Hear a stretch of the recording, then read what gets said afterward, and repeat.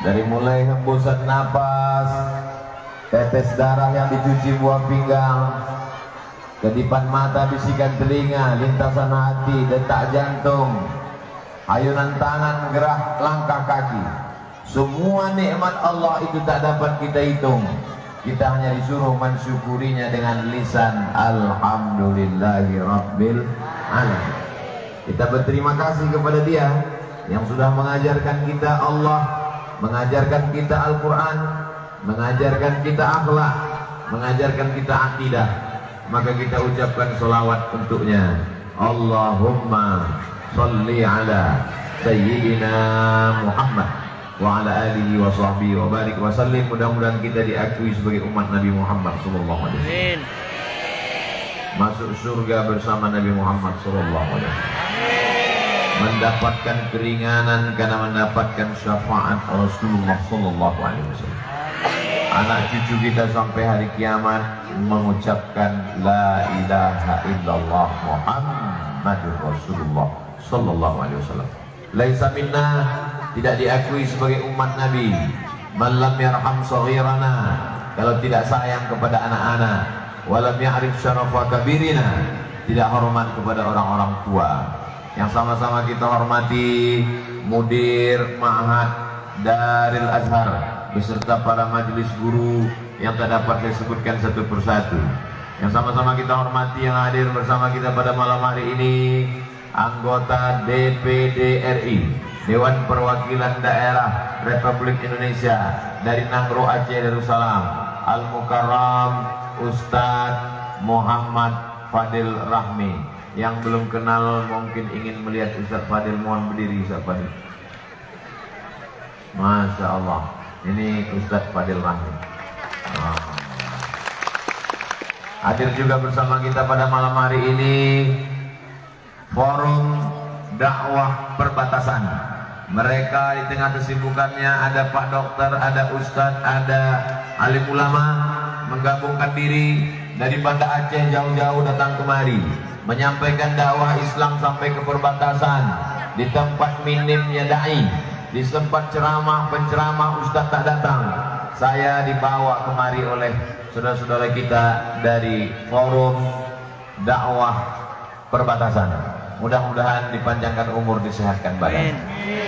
Hadir juga bersama kita pada malam hari ini kakak-kakak kelas saya, adik-adik kelas saya yang tergabung dalam Ikatan Alumni Timur Tengah. Dari mulai alumni Yaman sampai alumni Maroko, alumni Al-Azhar Kairo, semuanya tergabung di sana. Mudah-mudahan anak-anak kita pun bisa nanti menuntut ilmu ke Yaman, amin. Darul Mustafa, ke Al-Ahqaf, ke Zaitunah Tunisia, ke Karawiyin Maroko, ke Darul Hadis, ke Makkah Ummul Qura, ke Al-Madinah Al-Munawwarah. Mereka akan pulang ke Nangro Aceh Darussalam, negara kesatuan Republik Indonesia, untuk berdakwah, mengajak orang ke jalan Allah, mensyiarkan la ilaha illallah Muhammadur Rasulullah. Jamaah yang dimuliakan Allah Subhanahu wa taala, begitu sampai tadi di Ma'had Pesantren Darul Azhar. Dar artinya rumah. Al-Azhar, universitas yang tertua, umurnya lebih 1000 tahun. Didirikan oleh seorang bernama Panglima Perang Jauhar As-Sikili. Sikili dari Sisilia, Eropa, yang sekarang disebut dengan Spanyol. Lalu pada masa Sultan Salahuddin Al-Ayyubi dirawat dari akidah Syiah menjadi Ahlus Sunnah wal Jamaah, yang umurnya lebih 1000 tahun. Maka Abuya kita rahimahullah beserta para muassis, para guru mengambil barokah Al-Azhar, dibuatlah nama Darul Azhar, rumahnya orang-orang Al-Azhar, rumahnya pencinta Al-Azhar, rumahnya pencinta ilmu agama. Mudah-mudahan anak-anak, adik-adik, santri-santri nanti tamat dengan nilai terbaik memperjuangkan agama Allah Subhanahu wa taala. Begitu sampai tadi kami dibawa berziarah ke Abuya. Untuk Abuya yang sudah mendahului kita, Al-Fatihah. A'udzubillahi minasyaitonirrajim. Bismillahirrahmanirrahim. Alhamdulillahirabbil alamin. Arrahmanirrahim. Maliki yaumiddin. Iyyaka na'budu wa iyyaka nasta'in. Ihdinas siratal mustaqim, siratal ladzina an'amta 'alaihim, ghairil maghdubi 'alaihim waladdallin. Amin. Allahumma ighfir lahu warhamhu wa'afihi wa'fu anhu wa akrim nuzulahu wa wasi' madkhalahu waghsilhu bil ma'i wal thalji wal barad wa naqqihi minal khataaya kama yunqqa ath-thawbul abyadu minad danas wa abdilhu daran khairan min darihi wa ahlan khairan min ahlihi وقيه من فتنة القبر وعذاب النار. اللهم لا تحرمنا أجره ولا تفتنا بعده واغفر لنا وله ولإخواننا الذين سبقونا بالإيمان ولا تجعل في قلوبنا غلا للذين آمنوا ربنا إنك رؤوف رحيم. اللهم اجعل أهله وذريته من الصالحين والصالحات من حملة القرآن من الحافظين والحافظات من المجاهدين في سبيلك بأموالهم وأنفسهم. اللهم اجمعنا معه مع الحبيب المصطفى بجنتك العلى مع النبيين والصديقين والشهداء والصالحين والملائكة المقربين والعلماء العاملين والأولياء الصالحين وحسن أولئك رفيقا. وصلى الله على سيدنا Muhammad وعلى آله وصحبه وسلم walhamdulillahi rabbil alamin. Harimau mati meninggalkan belang, gajah mati meninggalkan gading, manusia mati meninggalkan kredit.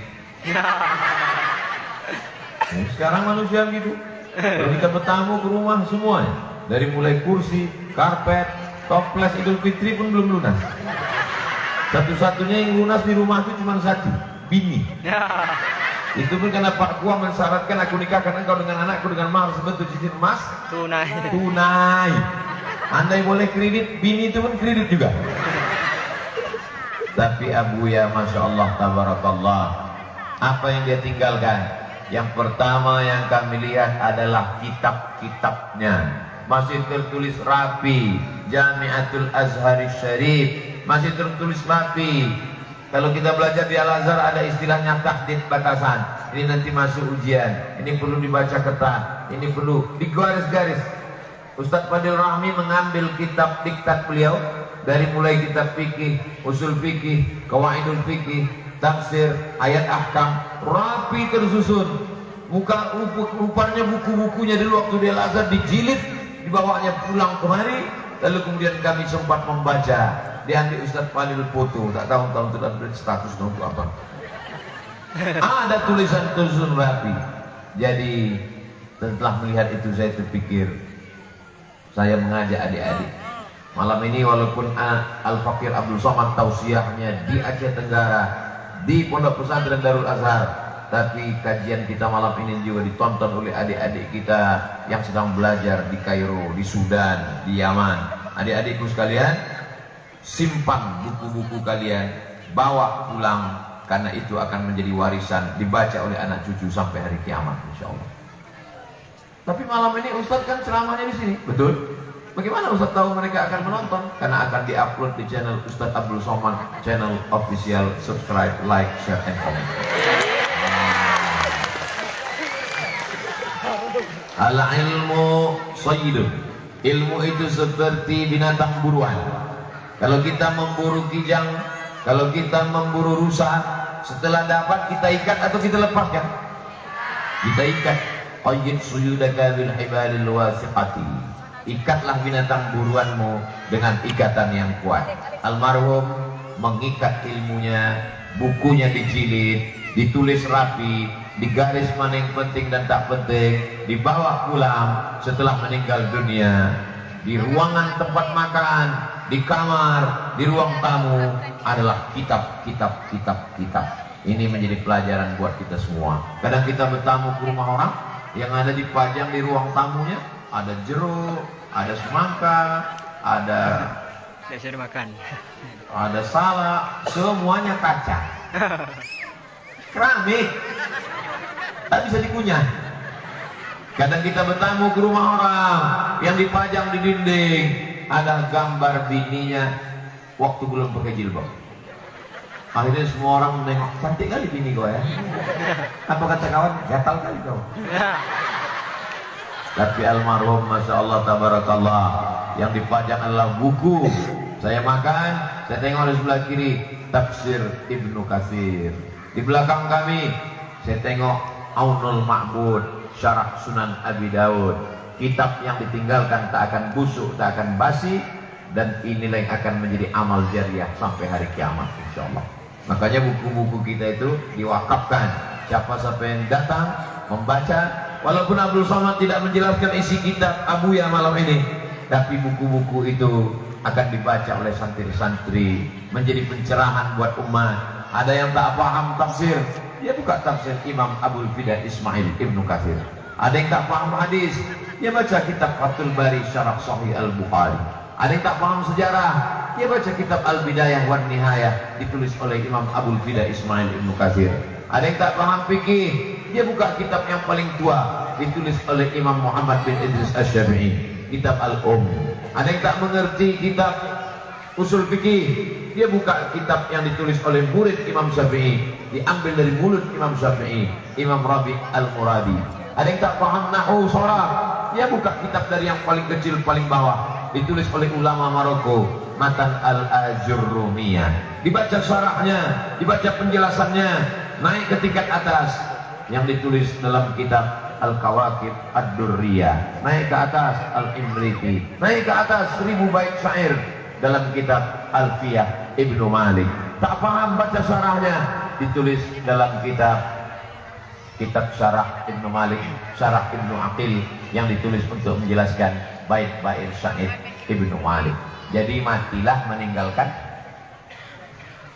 kredit juga lagi. Mati meninggalkan kitab. Adapun adik-adik sekalian, belajar untuk menulis. Menulislah supaya orang di masa akan datang tahu bahwa kau pernah hidup di masa lalu. Dari mana kita tahu Buya Hamka? Karena dari buku-buku beliau. Dia punya tafsir, namanya Tafsir Al-Azhar. Dari mana kita tahu Imam Syafi'i? Dari kitab-kitab beliau. Karena beliau menulis kitab.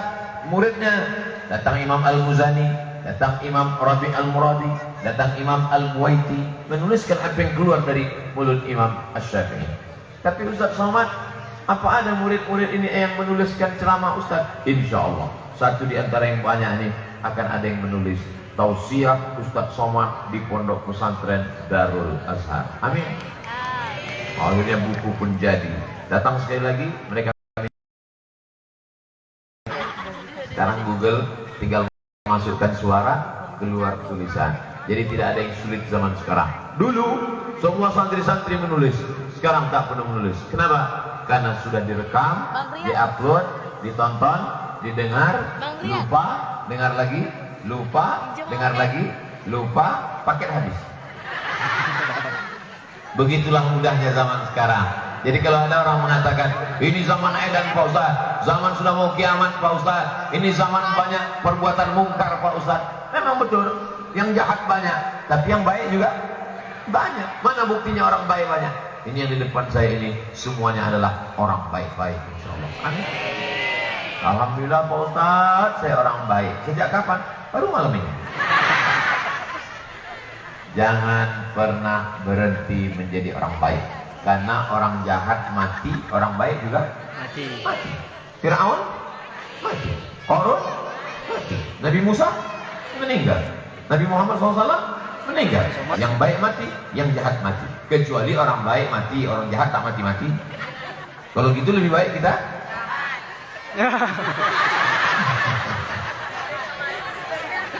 semua kita akan mati menghadap Allah Subhanahu wa taala. Tapi yang dikenang adalah budi baiknya. Yang pertama ditinggalkan almarhum, dari yang saya lihat tadi adalah kita. Yang kedua, Ustaz Somad ini anak almarhum. Abangnya ada, sudah pergi belajar ke Mesir. Abang ini sudah mulai menghafal Quran dan nanti akan dikirim ke Riau pondok pesantren namanya Al-Ihsan Boarding School. Adik ini sedang belajar Pak Ustaz. Abangnya lagi sedang berada di Banda Aceh Pak Ustaz. Yang kedua ditinggalkan adalah waladun salihun, anak yang soleh, bukan somat. Mudah-mudahan semua anak-anak kita anak-anak soleh. Dari mana Ustaz tahu anak-anak ini soleh?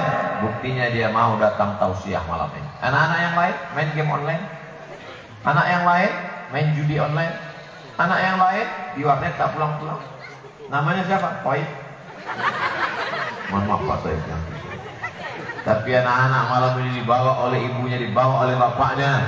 Tadi habis makan saya mau istirahat sebentar di kamar, mau duduk-duduk menarik nafas karena asik berfoto. Badan tak capek, cuman senyum letih. Permisi sebentar mau ke kamar. Ya, tak lama diketuk pintu. Assalamualaikum Ustaz, tunggu sebentar, Ustaz masih bernafas lagi. Ustaz, lama-lama dibuka Ustaz Endi pintu. Ada apa? Ada orang mau tahnik anak hasil ada. Tahnik itu mengunyahkan kurma. Setelah dikunyah-kunyah disuapkan ke anak. Dalilnya adalah ketika Nabi Muhammad SAW sampai ke kota Al-Madinah Al-Munawwarah, maka datang seorang perempuan namanya Asma. Siapa namanya? Pakai alif, Asma. Kalau tak pakai alif, Asma, sesak napas. Datanglah dia membawa anaknya, anaknya Abdullah, nama suaminya Zubair, nama menantunya Awam. Maka nama anak bayi itu Abdullah ibnu Zubair ibnul Awam. Dibawakannya kepada Rasulullah SAW. Lalu Nabi pun mengunyahkan kurma. Setelah dikunyahkan kurma, disuapkan ke anak tadi. Itulah mengapa anak-anak kecil disuapkan, namanya tahnik, bukan teknik.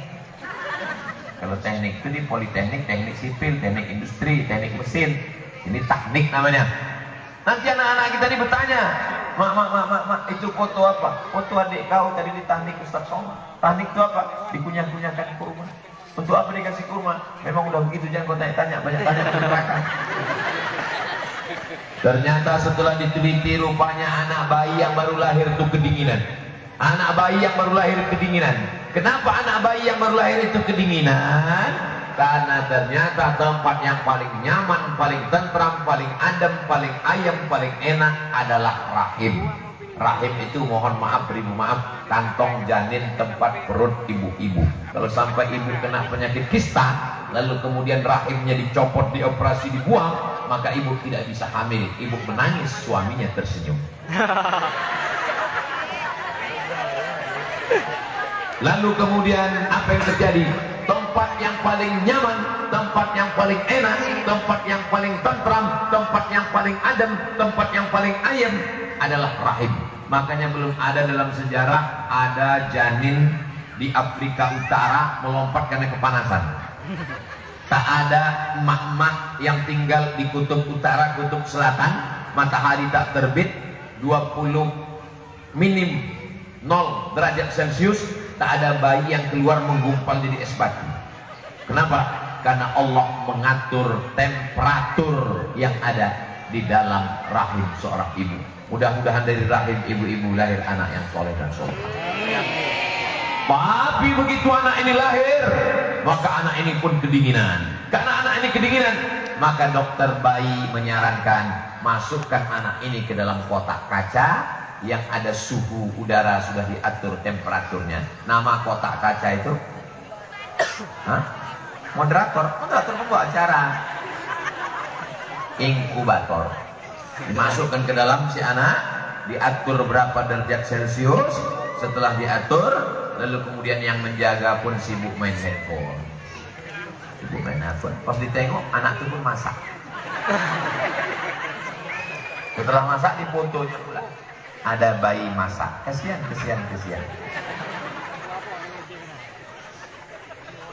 Bagaimana cara memanaskan badan anak? Tak mungkin kita kasih kopi ginseng.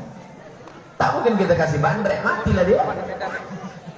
Setelah diteliti di Mesir, Universitas Ain Shams University, ternyata hikmah mukjizat dari memasukkan air kurma ke mulut bayi adalah air kurma itu manis. Manis itu menghangatkan. Makanya yang manis-manis itu menghangatkan. Tapi orang yang manis tidak selamanya menghangatkan. Menghangatkan tubuh. Makanya orang kalau sedang puasa badannya menggigil kedinginan karena belum minum teh manis. Orang yang kedinginan maka dikasih minuman yang hangat. Maka bayi kalau dia kurang cairan gula, wajahnya bisa pucat membiru karena kedinginan. Untuk menghangatkan dimasukkanlah cairan kurma. Orang yang belajar Islam dia akan mengerti. Nabi Muhammad tak bisa tulis baca. Nabi Muhammad SAW tidak terdaftar di Fakultas Kedokteran Universitas Manado.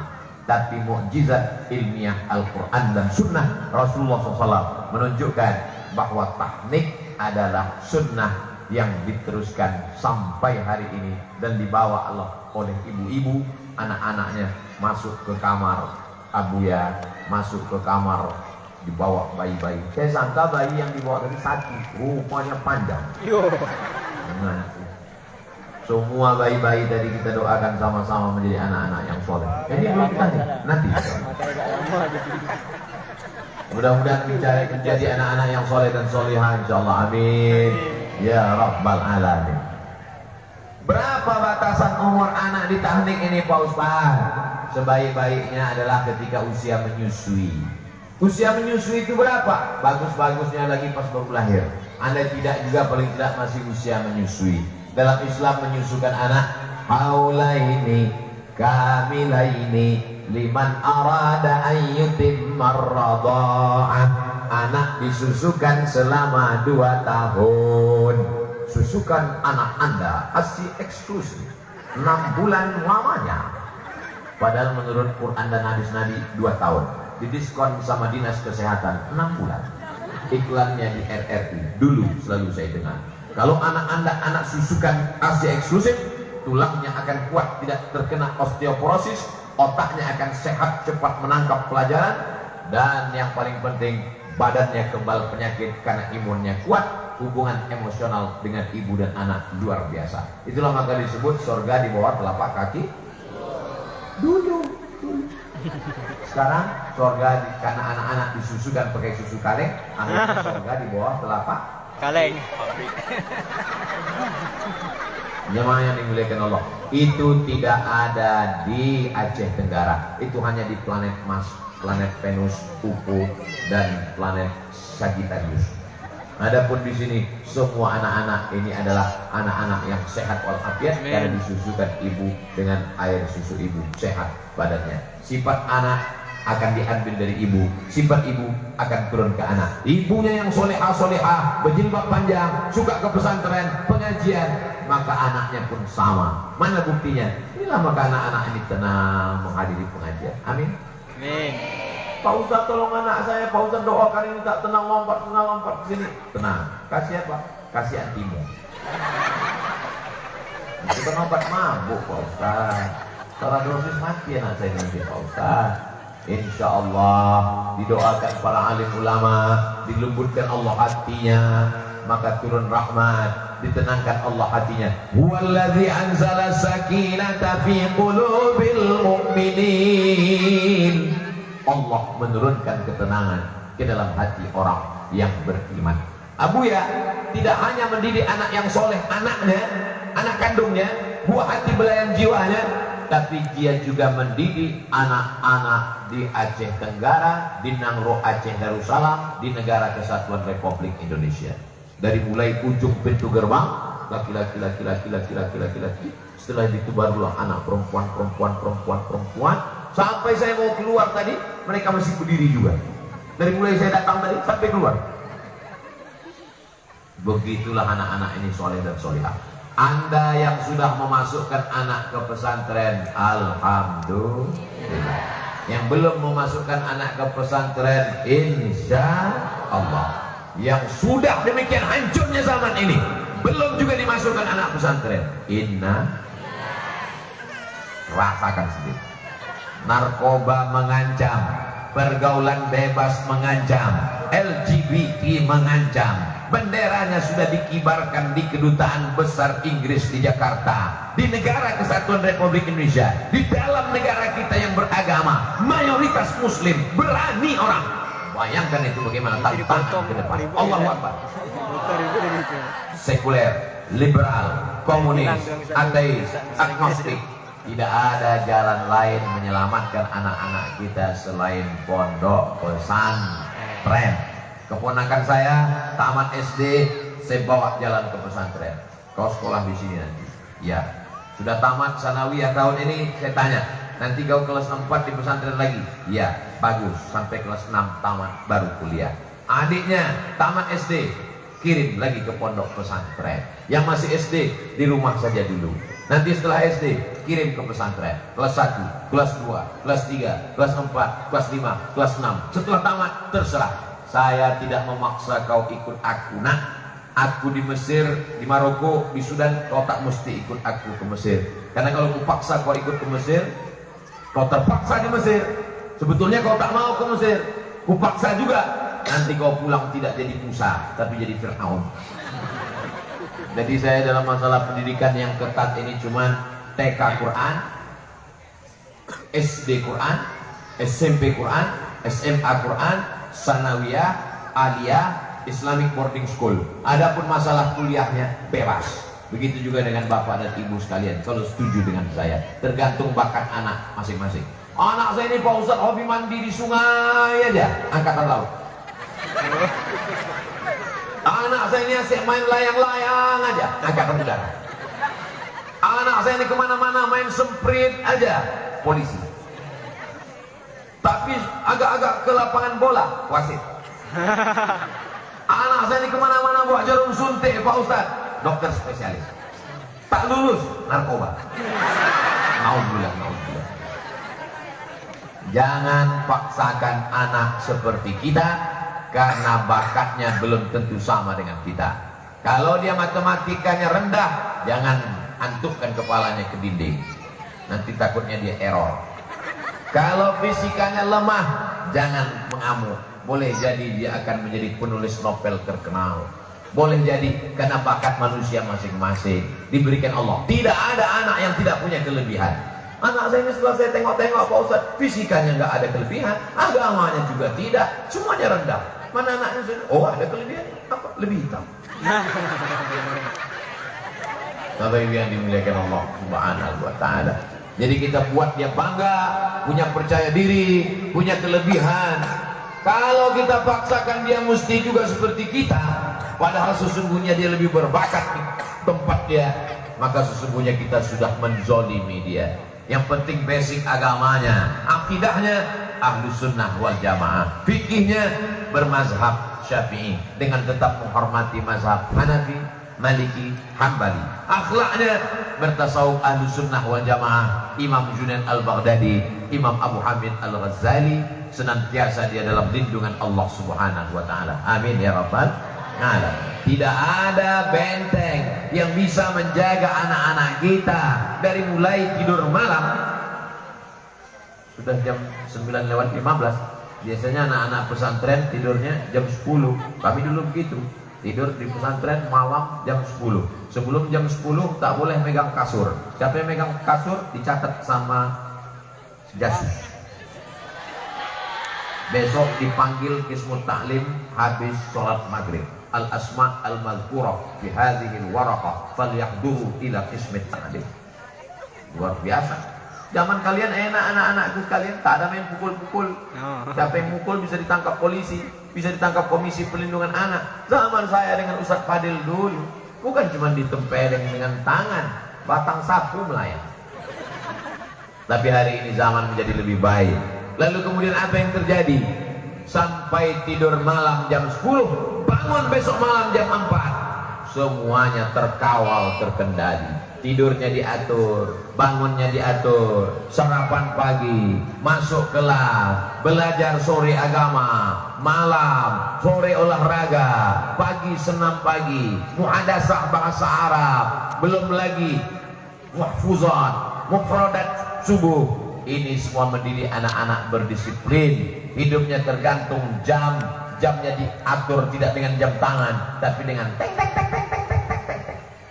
Dari mulai mandi, dari mulai berpakaian, sampailah dia menghadap Allah Subhanahu wa taala, dia akan tetap on time, disiplin, karena dia sudah diajarkan setiap menit, setiap detik akan diminta tanggung jawab di hadapan Allah. La tus'alunna yauma idzin 'anin.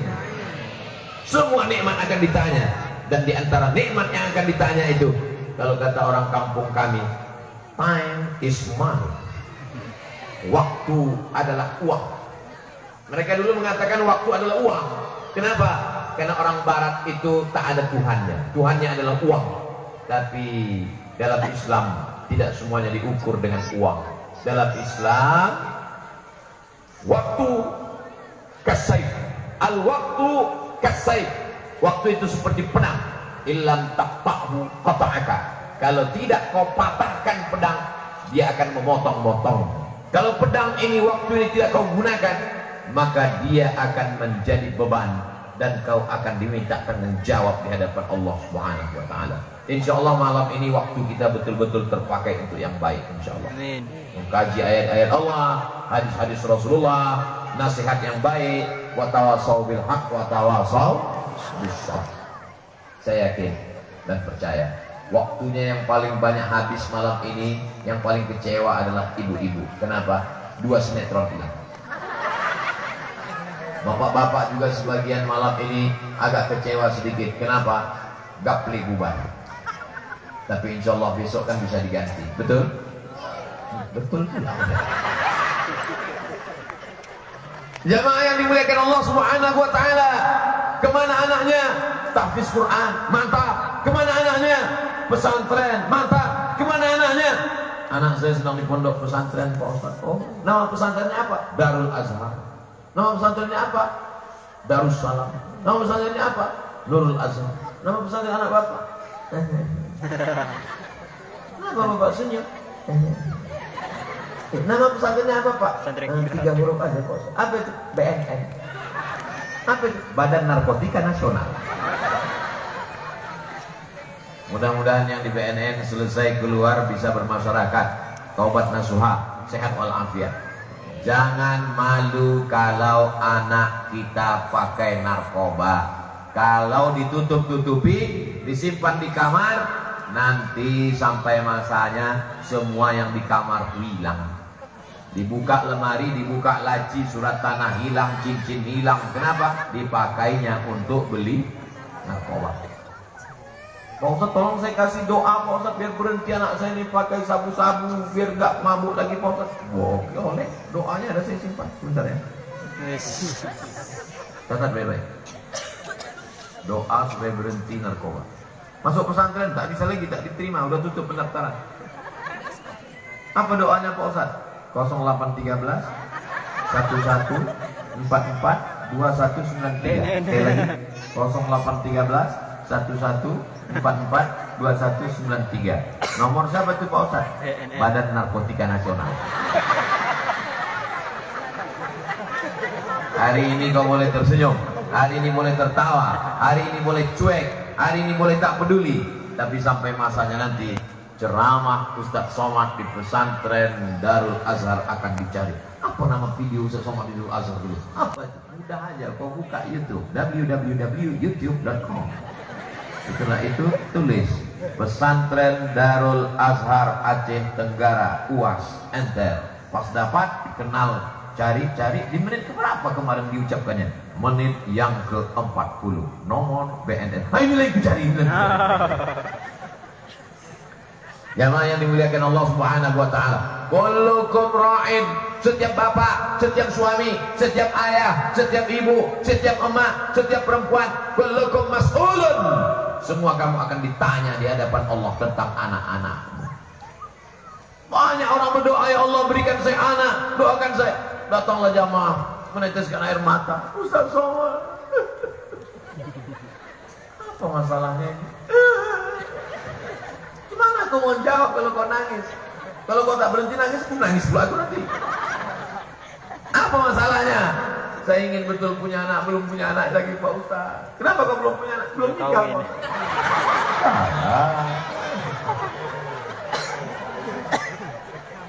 Ternyata setelah diberikan anak disia-siakan, tidak diberikan pendidikan yang baik, tak dimasukkan ke sekolah agama, akhirnya menjadi penyesalan.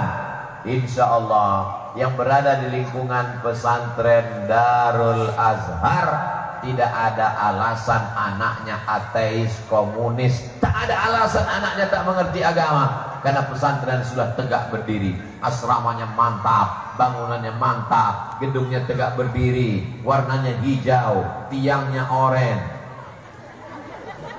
Apa lagi kurangnya? Pintu gerbang, tanah lapang, pentas, gurunya baik-baik, maka tidak lagi ada alasan. yang tidak memasukkan anak, daftarkan anak Anda segera ke pesantren Darul Azhar Aceh Tenggara sebelum tanggal penutupan berikut ini.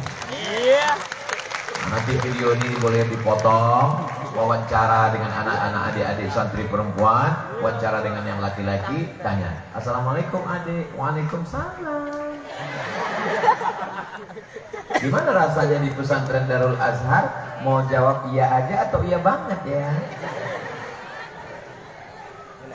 Alhamdulillah, aurat saya terjaga, jilbabnya panjang, pergaulan terpelihara, anak sudah 17 tahun, kelas 2 SMA, sore-sore Sabtu pacarnya sudah datang, mau diizinkan pergi takut anak masuk angin gembong, mau tak diizinkan takut anak tak gaul. Dilema, susah menjadi orang tua zaman sekarang. Pak, kami jalan sebentar. Jangan! Selangkah kau melangkah dari rumah ini, neraka jahanam akan menanti aku. Datang istri dari belakang, kasihlah bang. Apa kalau macam-macam tak aku kasih, izin abang masuk kamar nanti.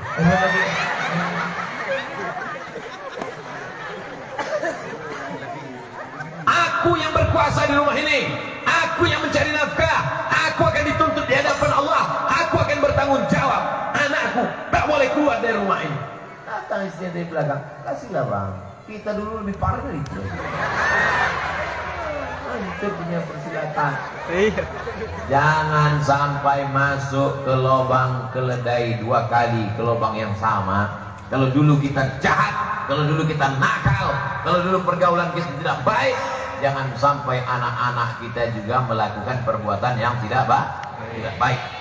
Kau jilbab kau mesti panjang, kau jangan pacaran, kau jangan ini. Aku tidak ingin kau macam aku dulu. Memangnya mak dulu gimana? Aku di kuntilanak. Cuma udah tobat. Kalau ayah mak, ayah kau gendruwo. Maka kami berjodoh. Tapi aku walaupun ayah kau gendruwo, aku kuntilanak, aku tak mau anakku jadi tuyul. Kami ingin kau soleh nak, meleleh air mata ibu menangis. Jangan tangisi anak yang masuk pesantren.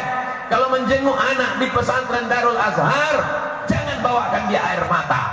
Lalu yang dibawa apa Pak Ustaz? Bawakan dia bawakan dia makanan, bawakan dia ikan salam, bawakan dia ikan teri pakai petai. Yummy. Masya Allah, baik-baik semua. Coba tadi ibu dengar suara hati mereka. Mereka tak minta apa-apa. Saya aja yang mendengar tadi atau kita semua? Makanan. Kita minta yang lain-lain. Saya fokus dia belajar. Jangan antarkan air mata, tumpahkan di sini. Tahan-tahankan dulu. Beli tisu agak setengah kotak. Kau belajar di sini anak, betul-betul kau belajar ya, jangan kau melawan guru ya, kau hafal itu ya. Kalau aku rindu sama mak, kalau kau rindu sama aku, kau hafal banyak tasrif itu doroba.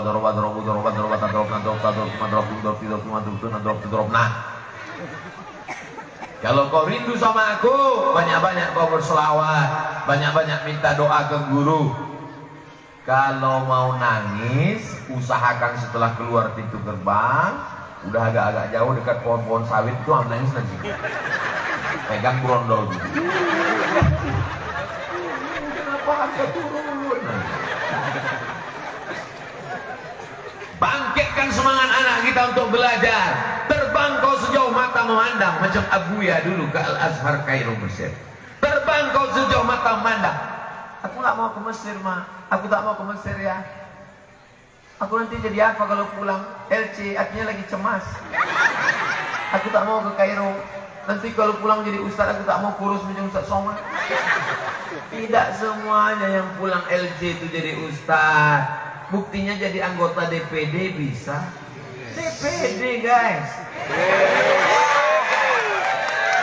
Satu provinsi ini, Provinsi Nangro Aceh Darussalam ini, yang terpilih untuk berkantor di Senayan cuma 4 orang. Yang suara terbanyak. Nomor 1 Haji Umar. Nomor 2 Tengku Haji Fadil Rahman. Nomor 3 Bapak mantan Gubernur Pak Abdullah Putih. Walaupun pas saya ketemu tidak putih. jumpa saya waktu anak Pak Profesor M. Ali, M. Hatta Ali. Yang nomor 4 saya tak ingat, tapi saya ikuti perkembangan. Dikumpulkan seluruh orang di Nangro Aceh Darussalam. Yang nomor 2 terpilih untuk duduk di Senayan adalah anak tamat pesantren dan tamat Al-Azhar Kairo Mesir. Allah Akbar. Adik-adik mau jadi anggota DPD? Amazing. Ditanya orang, di mana kantor kau? Senayan. Punya mobil dinas, rumah dinas, bini dinas.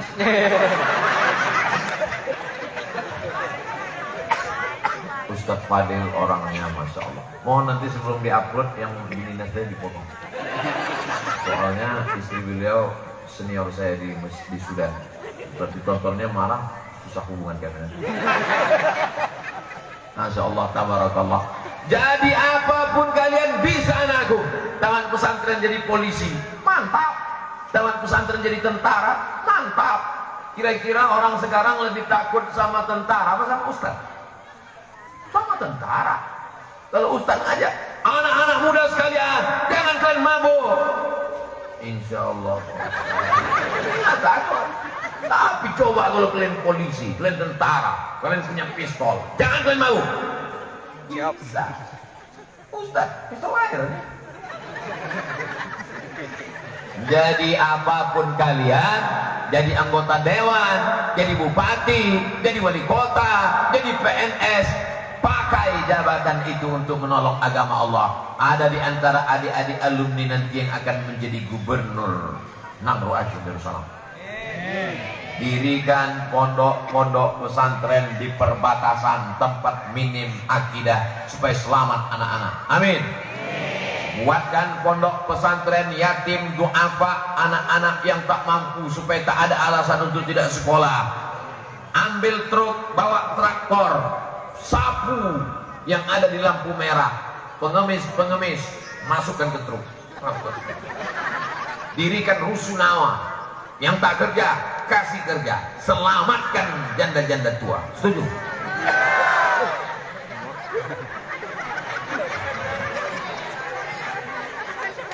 Mancing-mancingnya. Inilah yang akan menjadi bekal di hadapan Allah Subhanahu wa Ta'ala.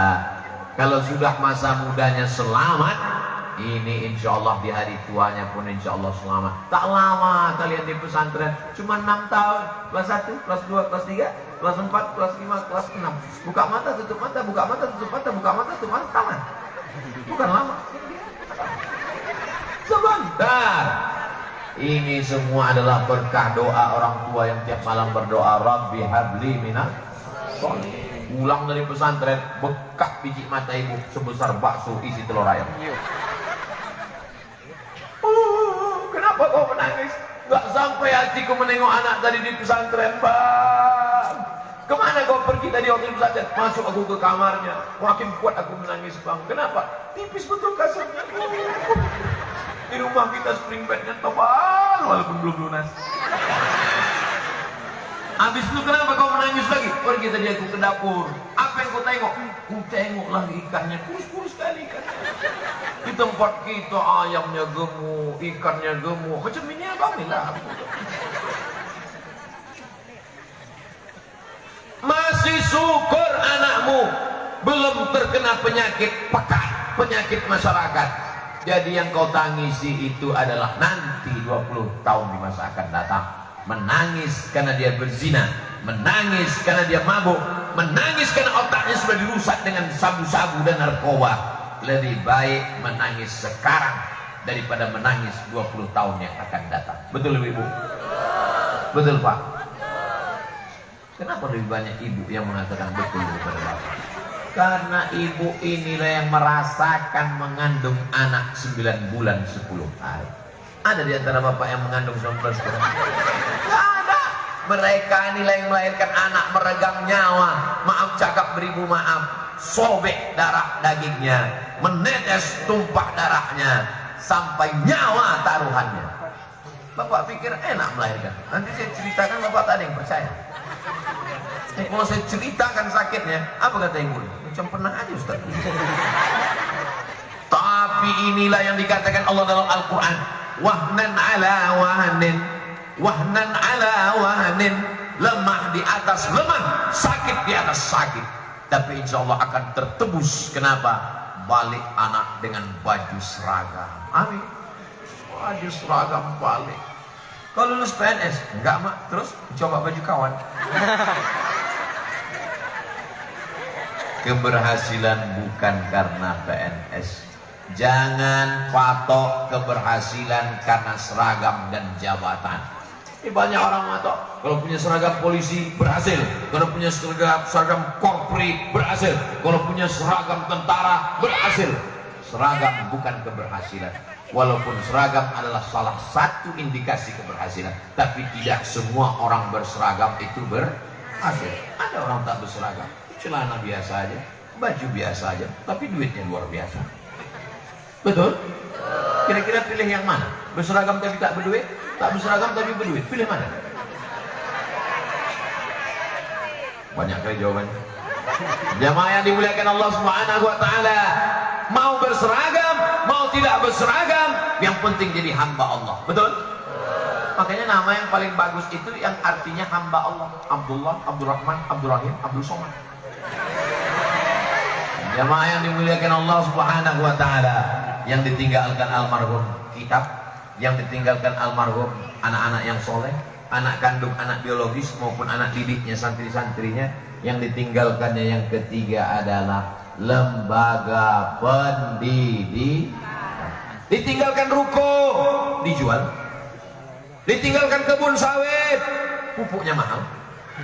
Ditinggalkan harta melimpah ruah, dibagikan kepada ahli waris. Tapi kalau ditinggalkan lembaga pendidikan, semua orang-orang yang meninggal dunia ratusan tahun yang lalu sampai hari ini, yang tetap tegak berdiri adalah lembaga pendidikan. La yuhabu, tak bisa dihibahkan. Wala yuba'u, tak bisa diperjualbelikan. Wala yurasu, tak bisa diwariskan. Saya baru pulang dari Bangkalan, menyeberang jembatan Suramadu di Pulau Madura, ziarah ke makam Syekh Kiai Khalil bin Abdul Latif Al-Bangkalani, Bangkalan. Meninggal tahun 1925. Sekarang sudah sekarang tahun 2022. Meninggal 1925. Berarti 100 tahun kurang 3 tahun. 97 tahun, hampir 1 abad. Rumahnya saya tak tahu, tapi masih ada pondok pesantren Syekh Khalil. Di Mandailing Natal, Syekh Mustafa Hussein meninggal dunia, hampir seabad, tapi pondok pesantren masih tetap tegak berdiri. Mustafawiyah Purba. Di Jombang, Jawa Timur, Kiai Haji Hadratus Syekh Muhammad Hashim Asy'ari sudah meninggal dunia, tapi tetap tegak berdiri. Pondok pesantren Tebu Ireng. Artinya apa? Zaman boleh berganti, musim boleh berubah, manusia boleh mati, tapi ada satu yang tak boleh mati, lembaga pendidikan. Dan Darul Azhar ini menjadi pelajaran buat kami semua, alumni Al-Azhar, alumni Ikatan Alumni Timur Tengah, menuntut ilmu sejauh mata mandang. Di hari petang kau akan pulang, apa yang akan kau buat? Lembaga pendidikan. Syukur-syukur bisa disupport pemerintah, apalagi kita punya dinas daya, apalagi kita tinggal di negeri yang bersyariah, banknya syariah, menerapkan syariat Islam. Jangan sampai logo syariah kosong dari isi karena tidak dididik. Dayah-dayah pondok pesantren bertebaran. Di masa akan datang akan ada Darul Azhar 1, Darul Azhar 2, Darul Azhar 3, Darul Azhar 4. 1000 Darul Azhar akan bertebaran dari Aceh Tenggara, Nangro Aceh Darussalam, sampai dari Sabang sampai Papua, insya Allah. Amin. Jangan mati sebelum membangun masjid, jangan mati sebelum meninggalkan lembaga pendidikan, karena inilah yang akan terus mengalir sampai hari kiamat. Kami datang berziarah, baca Al-Fatihah, baca Qul Huwallahu 3 kali, baca Qul A'udzu bil Falaq, baca Qul A'udzu bin Nas, habis itu mendoakan almarhum. Setelah itu masuk ke dalam rumah, melihat foto-foto. Ustaz Somad, ini foto almarhum, ini foto wisuda, ini foto bersama santri-santri. Saya bisikkan ke Tengku Haji Muhammad Fadil Rahmi, DPD kita. Saya tanya, Tengku udah ada cetak foto? Belum cetak. Supaya apa? Nanti kalau kita meninggal tamu datang ada yang ditunjukkan. Alhamdulillah saya cetak banyak foto di rumah. Saya tempel di sini. Kan tak mungkin tamu kita datang. Mana foto Ustaz Somad? Kau buka aja FB-nya. Ya kalau FB masih ada, kalau tidak. Zaman dulu orang foto pakai film. Habis itu dibawa ke tempat cetak. Makanya disebut dengan cuci cetak. Zaman sekarang tak ada, cik hilang. Jual handphone jatuh, gambarnya hilang. Ngasih tahu waktu dah habis.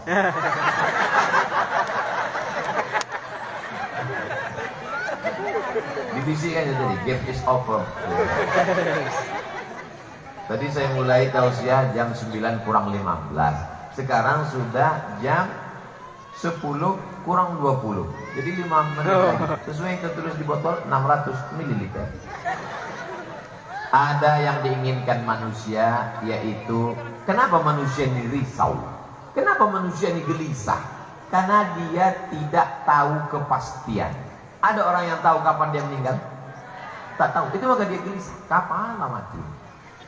Ada orang yang tahu akan nikah dengan siapa? Tak tahu. Itu maka dia gelisah. Manusia ingin kepastian. Di dunia ini tak ada yang pasti. Yang pasti itu cuma satu. Apa? Hubungan kita. Makanya saya selalu ngasih tahu ke jamaah, kalau dengan ceramah Abdul Somad tak usah kalian risau, karena akan berakhir pada waktu. Pas 60 menit dia akan selesai. Tapi beda dengan di Darul Azhar. Mungkin agak bertambah situ. Kenapa? Ada semangka. Warnanya pun macam-macam pilpres pula. Ada merah, ada kuning.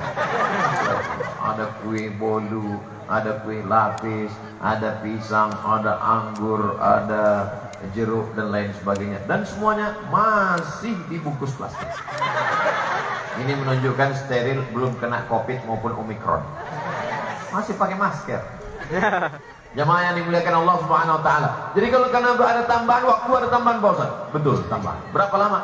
62 menit. Jamaah yang dimuliakan Allah Subhanahu wa taala, idza jaa ajaluhum, kalau ajal sudah sampai, la yastakhiruna sa'atan wa la yastaqdimun. Kalau sudah masanya datang, apakah bisa ditunda kematian?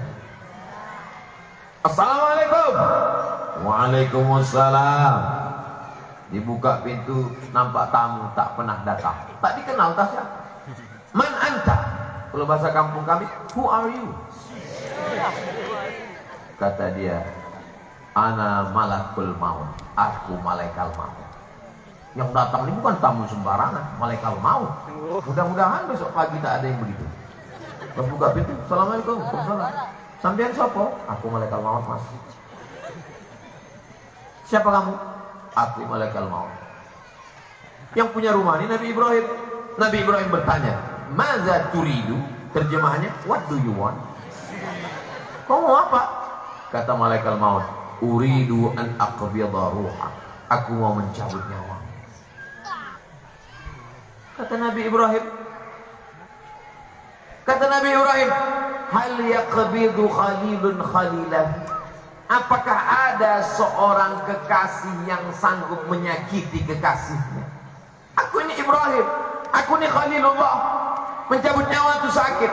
Apakah ada kekasih yang sanggup mencabut nyawa kekasihnya? Kata Ibrahim. Dijawab malaikat maut, hal yakrahu habibun liqa'a habibi. Apakah ada kekasih yang takut berjumpa dengan kekasihnya?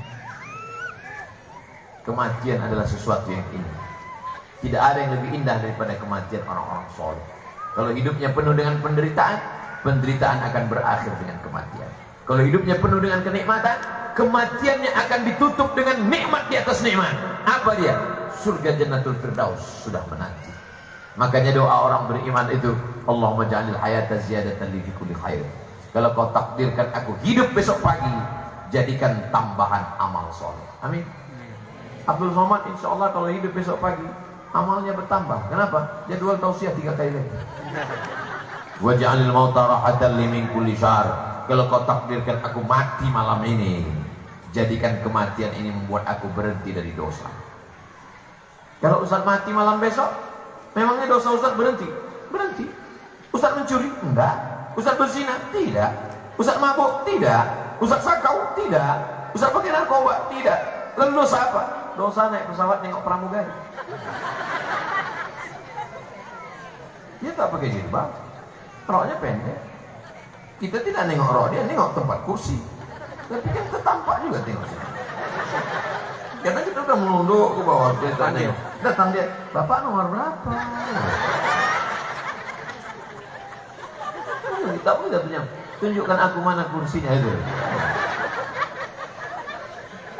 Jadi kalau ada orang hari ini mengatakan, aku tak ada dosa, aku tak membuat maksiat, hidup kita ini penuh dengan dosa. Jadi kalau mati, kematian itu adalah istirahat dari segala macam dosa. Jadi mumpung kita masih hidup, buatlah amal-amal.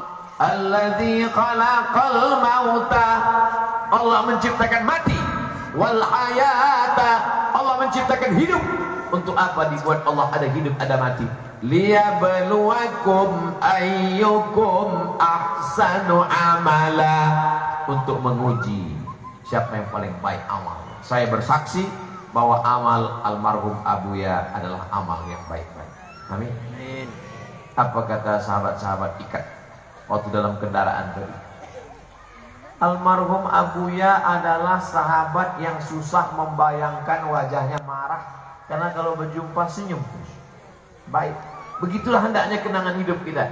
Bagaimana kau dengan kawanmu dulu? Susah membayangkan wajah dia marah. Orangnya baik, senyum. Kalau si Anu itu susah membayangkan dia senyum, macam mau mengamuk. Macam mana bentuk wajahnya? Aku belum pernah jumpa. Tahu kau jeruk purut ya? Macam dipijak gajah, ditabrak truk, macam itu. Padahal dalam hadis dikatakan tabassumika fi wajhi akhika shadaqah. Biasanya kita mengingat kawan kita itu dua, baik kali atau jahat kali. Kalau yang setengah-setengah susah kita ingat. Almarhum termasuk yang dikenang oleh sahabat-sahabat ikat. Kenapa? Kelembutannya, kebaikannya, kesopanannya, akhlakul karimahnya, dan itu tercermin pula kepada anak-anaknya. Sampai hari kiamat silaturahim ini akan terus terjalin, insyaallah. Amin ya rabbal alamin. Kalau tak bisa mengambil ilmunya, ambil akhlaknya. Akhlaknya saya tak sanggup Pak Ustaz, ilmunya saya tak sanggup Pak Ustaz, buat pondoknya. Buat pondoknya tak sanggup juga Pak Ustaz, mati dia. Apalagi yang bisa diambil dari almarhum? Kenapa disebut almarhum? Diambil dari kata rahmah, karena orang yang sudah meninggal itu dirahmati Allah Subhanahu wa taala.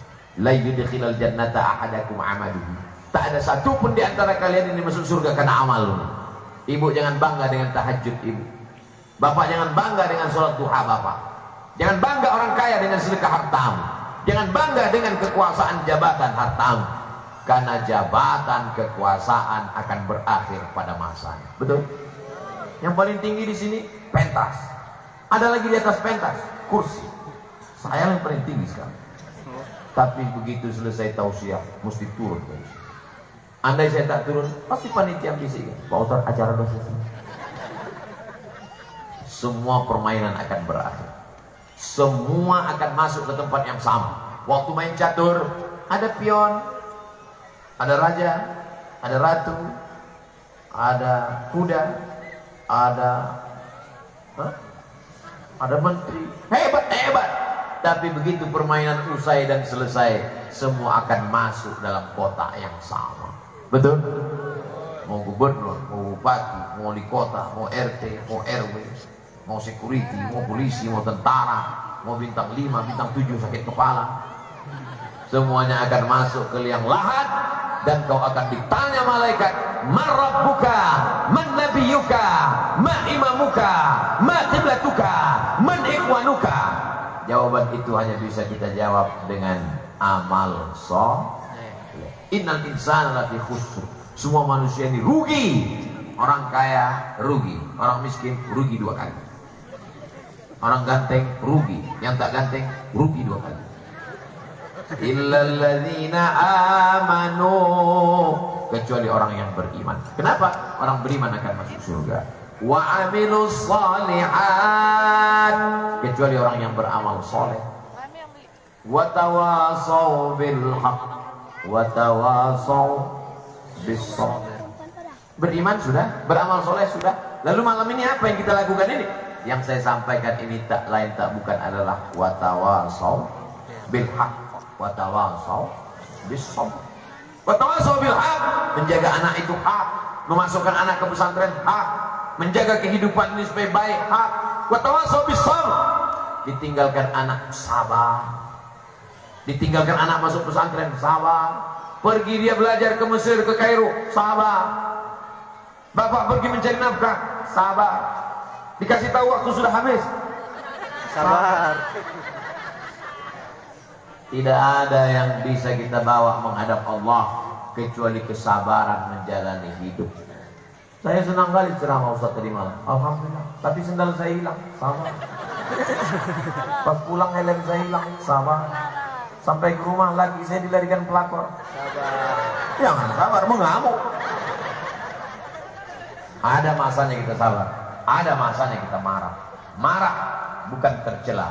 Islam tidak menghilangkan marah, tapi meletakkan marah pada tempatnya. Tapi marah-marah jangan.